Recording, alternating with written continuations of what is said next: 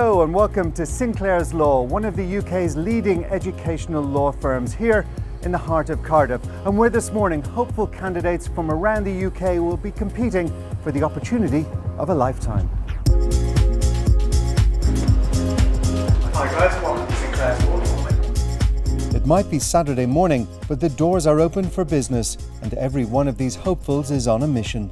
Effectively, it's in education like winning the lottery. How much do I want this? More than I've ever wanted anything. I've not ever had anything that I've been so passionate about before. Once in a lifetime opportunity. I really want to get this. So what's got everyone so excited? Thank you all so very much for coming. Sinclair's is offering a fully funded apprenticeship in law with a guaranteed job at the company once they qualify. Company boss Mike Charles is passionate about the project. The whole purpose of this scheme is to try and reach out to people who wouldn't ordinarily have entered the legal profession.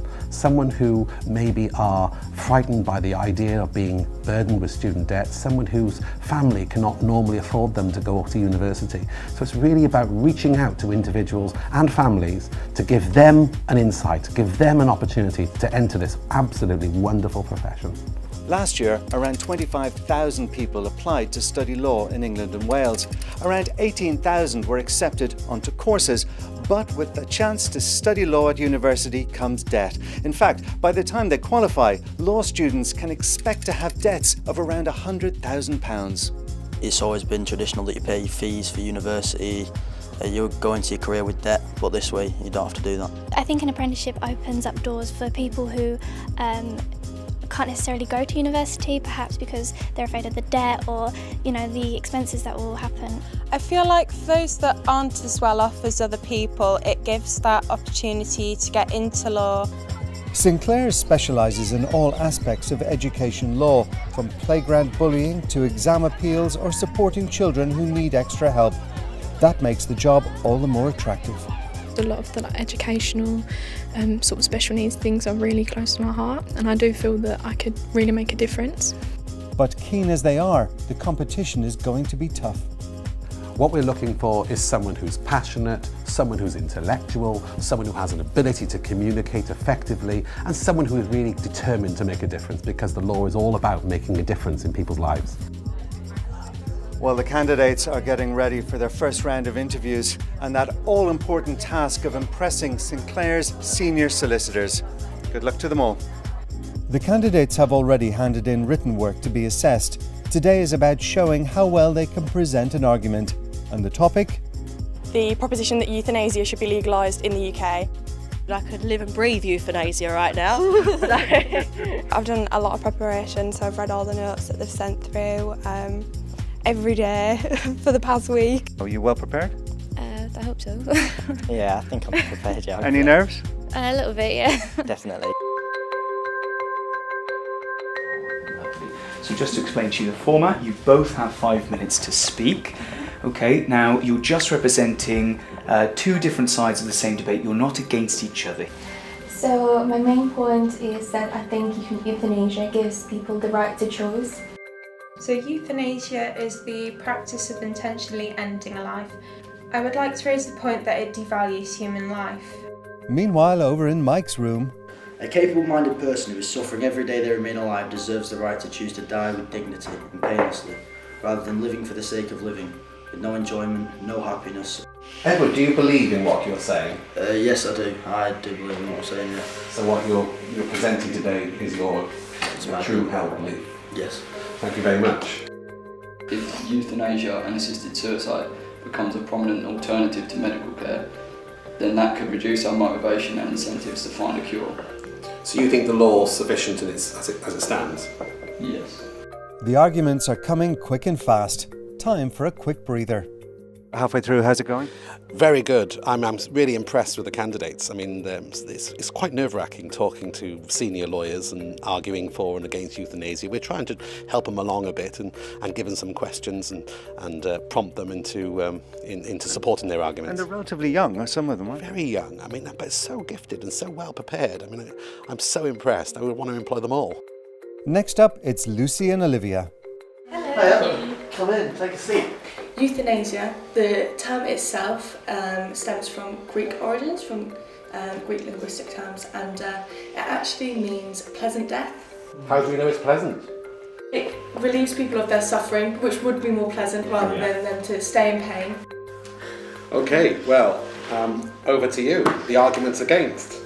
Billions are poured into researching for cancer treatments, for example, and instead of researching for that, we're going to put that money into just killing them instead of giving them hope that eventually. So you're going to give the economic argument for against? Yeah, I am. I was really shocked about how many questions they fired at you. I couldn't even hear myself think. I was just kind of speaking and trying to pace myself through it. But yeah, it was a really nice experience to go through, yeah. They asked me what my personal opinion was, because obviously I was arguing against, and they asked me if I agreed with that. I think some of the questions were derived to kind of get a gist of whether you're fighting for the corner that you were actually supporting or fighting for the corner that you were assigned to yourself. So was it as nerve-wracking as you thought it was going to be? Definitely not, no. It was nerve-wracking at first, but then when you meet people and then everyone's so nice. And the two gentlemen were really great and lovely, really enthusiastic about our points and very supportive. Well, you two look okay. You don't look too traumatised. Don't want to become lawyers? Yeah. All right, okay. Well, the best of luck. Enjoy the rest of the day. Cheers. But have they done enough to get through to the next round? As the candidates start to head home, Mike Charles and the rest of the Sinclair's team have some tough decisions to make. I've got to say that the standard of the candidates were exceptional. Absolutely. Do you agree? I mean, Very, truly very exceptional. Yeah. I think they were as good as any candidate I've ever seen. In my I didn't years think the practice. standard would be this high. But there's still some tough decisions to be made.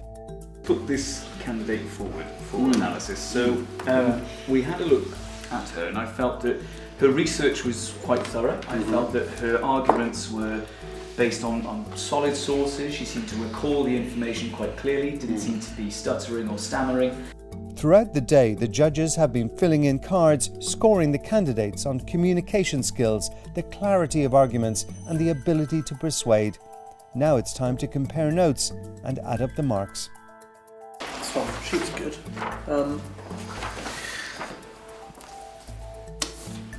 Fours across the board. I mean, I wouldn't think that person was perhaps a little bit too rehearsed. Yeah, it was a bit robotic, wasn't it? I thought this chap was very good. He basically said it's very controversial, but it should be legalised, and I'm going to tell you why. And then he went through the arguments and the counter-arguments at the same time. Greg and I slightly differ. I felt that he was fantastically researched. I thought he was very strong. When I first met this candidate, I thought they were not likely to perform as well, because they started out a little bit nervous. A bit shy, very, very nervous, and I thought that she would, but my word, superbly researched, beautifully delivered. It's quite tough, isn't it? They're very hard, but these are all really strong candidates. And I think that, there are some really near misses here. I think some people came very close. I think we're probably agreed on this list, are we not? Yes. Yes. I mean, it's been a really tough exercise, actually, I've got to say. For those who've been elected this time, the answer is come back next year. Exactly. Just that little bit extra polish. On some of those candidates, they'd have definitely been in this list. It was such a close call on so many. I thought they were all outstanding. But I think we're agreed. Yeah. This is the list. That's the list, and I think we've had a good day. So these are the successful candidates being put through to the next round.